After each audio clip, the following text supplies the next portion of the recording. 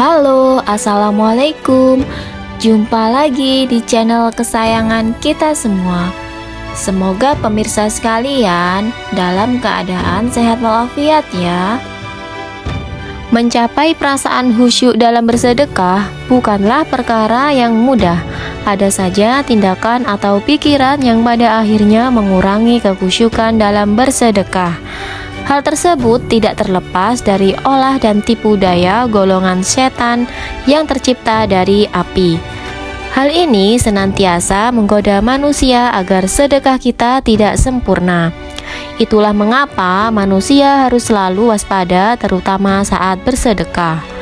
Ibadah yang satu ini seringkali digoda setan saat sedang menjalankannya, karena setan tidak henti-hentinya mengganggu hingga manusia tidak berdaya.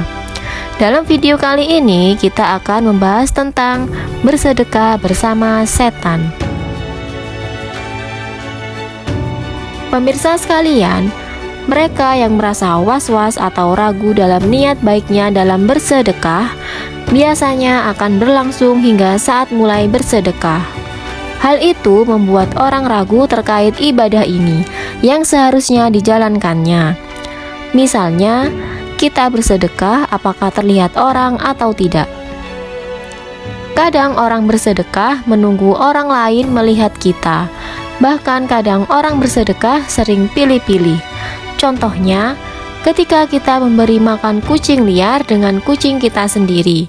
Jika mengalami hal ini, Anda patut waspada karena sebenarnya Anda tengah bersama dengan setan yang menggoda. Setan menghembuskan was-was dan syubhat dalam diri manusia. Hal ini sudah dilakukan sejak awal. Permusuhannya dengan Allah Subhanahu wa Ta'ala, yakni ketika setan menggoda Nabi Adam dan Siti Hawa untuk memakan buah kuldi. Kemudian setan membisikkan pikiran jahat atau was-was kepadanya dengan berkata, "Hai Adam, maukah saya tunjukkan kepada kamu pohon kuldi dan kerajaan yang tidak akan binasa?" Quran Surat Toha ayat 120. Seseorang yang hanya senang memberi makan kucing peliharaannya saja dan bertindak kejam terhadap kucing yang lainnya atau kucing liar akan mendapatkan hukuman. Bagi mereka yang menyakiti atau menganiaya hewan yang lemah dan lucu ini adalah siksa neraka. Begitupun dengan kisah kucing yang sudah ada sejak zaman Rasulullah. Bahkan kucing merupakan hewan kesayangan beliau.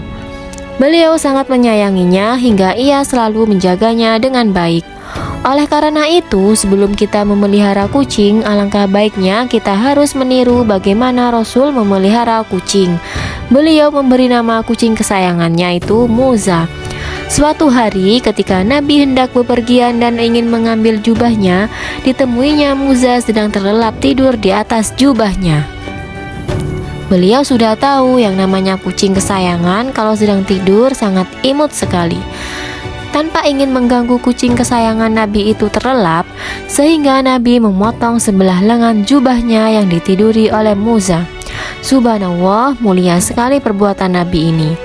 Kemudian Nabi pun pergi keluar rumah meninggalkan Muza yang sedang terlelap tidur. Ketika Nabi pulang kembali ke rumah, Muza terbangun dan merunduk kepada majikannya. Sebagai balasan, Nabi menunjukkan kasih sayangnya kepada Muza dengan mengelus lembut kepada Muza. Dalam aktivitas lainnya, ketika Nabi menerima tamu, beliau selalu duduk menggendong Muza. Dan ketika duduk, Nabi meletakkan Muza di pahanya. Salah satu sifat Muza yang Nabi suka adalah ia selalu mengeong ketika mendengar azan, seolah-olah suaranya terdengar mengikuti lantunan suara azan. Bahkan Nabi pernah berpesan kepada para sahabatnya untuk menyayangi kucing peliharaannya seperti menyayangi keluarganya sendiri. Jadi dari kisah di atas, jika kita memiliki hewan peliharaan, khususnya kucing, maka rawatlah dia dan sayangilah dia, karena itu merupakan tanggung jawab kita dan kewajiban kita sebagai majikannya. Tak terkecuali dengan kucing yang datang dari luar atau kucing-kucing liar. Kita harus memberikan makan dan minum dengan ikhlas tanpa membeda-bedakan bentuk dan rupa si kucing. Entah kucing jelek ataupun kucing bagus, mereka sama-sama makhluk ciptaan Allah Subhanahu wa Ta'ala. Dan Allah pun menyukai orang yang mempunyai rasa kasihan dan penyayang.